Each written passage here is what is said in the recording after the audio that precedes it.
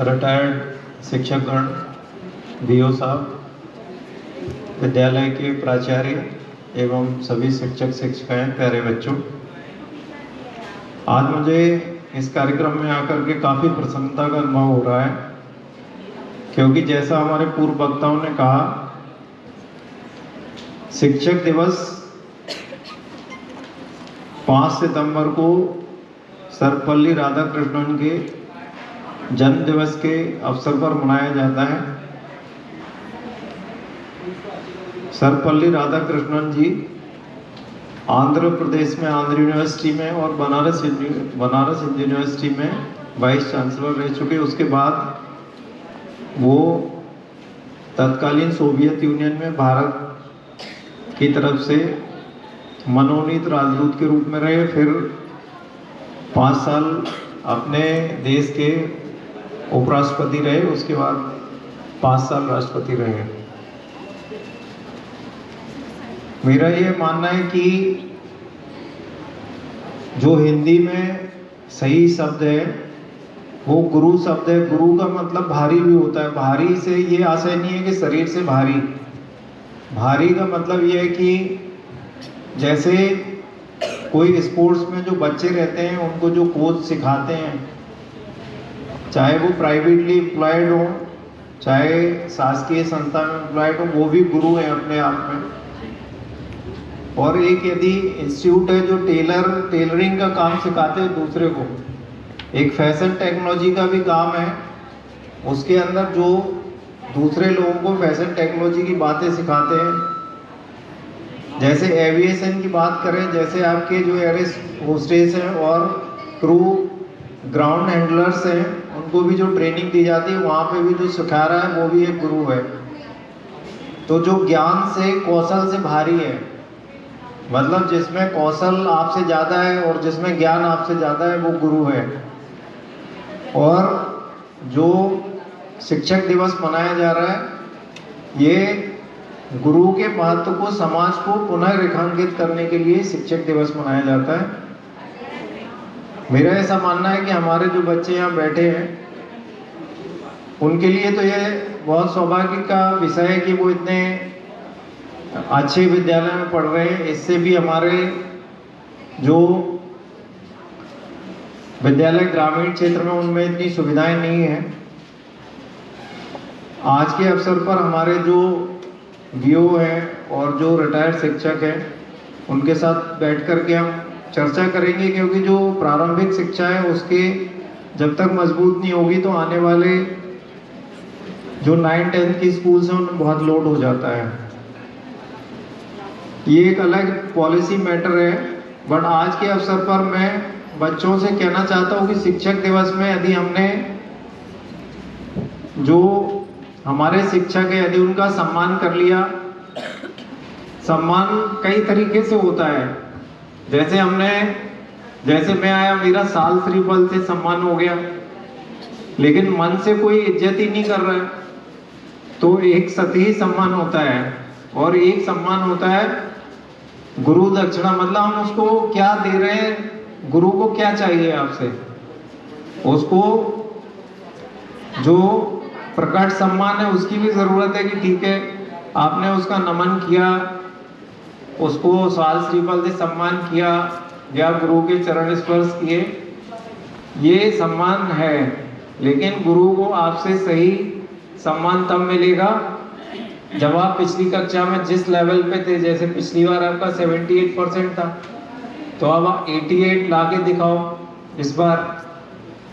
और जो बच्चे 85 पे थे वो 95% मार्क्स ला के दिखाएं। तो आपका जो परफॉर्मेंस है, क्योंकि गुरु किस चीज़ के लिए काम कर रहा है, शिक्षक किस चीज़ के लिए काम कर रहा है, कि आपके वेलबीइंग के लिए कर रहा है, कि आपका ज्ञान, आपका जो व्यक्तित्व का विकास है, आप अभी जैसे हैं, आपके अंदर जो गुण है, जो आपका आचरण है, उससे और भी अच्छा आचरण आगे आने वाले समय में आप करके दिखाएं।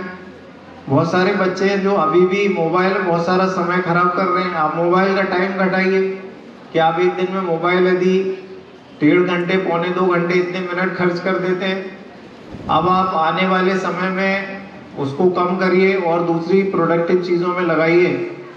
ये आपका जो परफॉर्मेंस में, आपके आचार विचार में, आपके व्यवहार में जो परिवर्तन उत्तरोत्तर होगा, वो आपका गुरु के प्रति सही सम्मान होगा।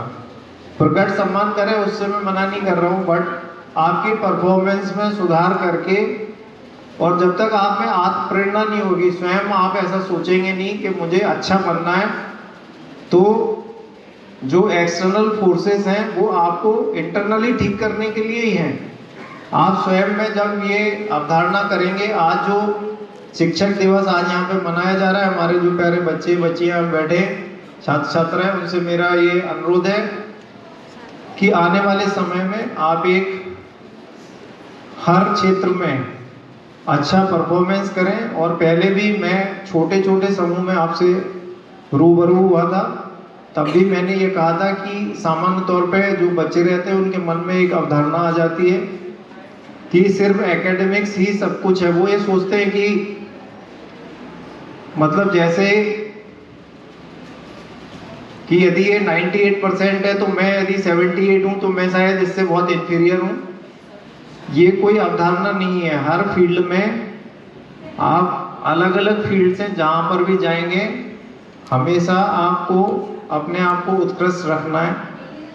जैसे हम लोग जब राज्य की सेवाओं में आए तो निरंतर जो परफॉर्मेंस करने की जो भावना है, पांडुनाथ जिला एक छोटा जिला है, यहाँ पर हमने राजस्व महाअभियान, आप लोगों के लिए सब्जेक्ट थोड़ा हटके बट उदाहरण मैं इसलिए देना चाह रहा हूँ कि, और जो उदाहरण रहते हैं वो फैक्चुअल रहते हैं, तो उनसे समझ में आती है बात कि 55 जिलों में राजस्व महाअभियान पिछली बार जनवरी से 1 जनवरी से 15 मार्च चला। उसके अंदर 5 पैरामीटर थे, लोगों के नामांतरण, बंटवारा, सीमांकन और खसरे को आधार से लिंक करने के काम थे, और नक्शे जो बने नहीं उनको बनाने का काम था। तो पांडुनाथ जिला 55 जिलों में फर्स्ट नंबर पर आया, और अभी दोबारा चला। ऐसा नहीं है कि एक बार आपने कर दिया। मतलब मैं इसलिए कह रहा हूँ कि यदि आप, जैसे जो बच्चे 9th में थे, ऐसा नहीं कि आप 9th में आ गए हैं तो आप 10th में बिल्कुल रिलैक्स पढ़ रहे हैं। जैसे बैडमिंटन में कई बार खेलते हैं बच्चे, तो पहला अचानक 10 पॉइंट आगे चले गए, दूसरा 5 पॉइंट पे तो बिल्कुल रिलैक्स हो जाते हैं, फिर हार जाते हैं। अभी राजस्व महाअभियान 18 जुलाई से 31 अगस्त फिर से चला, और हमारी जो टीम है उसने वर्क किया। मैं तो जैसे गुरु एक प्रकार से, जैसे आपके शिक्षक हैं, परफॉर्मेंस तो नीचे के लोग करते हैं, तो फिर दोबारा भी राजस्व महाअभियान में पांडुनाथ प्रथम है। तो आप लोग जो अब हमसे जुड़ गए, आपने मेरी बातें सुन ली हैं, तो अब हम आपका हालचाल लेते रहेंगे, आपको परफॉर्म करके देना पड़ेगा। क्योंकि आज मेरा कोर्ट डे भी है और कुछ असाइनमेंट्स एक के बाद एक कुछ ज़्यादा ही लगे हुए हैं, इसलिए आपके जो कार्यक्रम का था क्रम था वो मैंने आपके प्राचार्य से अनुमति लेकर के उसको थोड़ा तोड़ करके मैंने बीच में आपसे रूबरू हुआ और अपनी बातों को आपके समक्ष रखा। मेरा ऐसा मानना है कि पुनः मैं ये कहूँगा कि आपके अंदर आत्म प्रेरणा, ये कार्यक्रम होते हैं इसलिए क्योंकि आपको प्रेरणा मिले, और पांडुनाथ में बहुत पोटेंशियल है। पहले भी यहाँ के लोगों ने बहुत अच्छा परफॉर्मेंस किया, जिला बन गया है, और आने वाले समय में हमारी जो युवा पीढ़ी है, आप लोग हैं, आप में मैं एक बहुत अच्छे भविष्य को देखता हूँ। इस कार्यक्रम में मुझे आमंत्रित करने के लिए पुनः धन्यवाद। जय हिंद, जय भारत।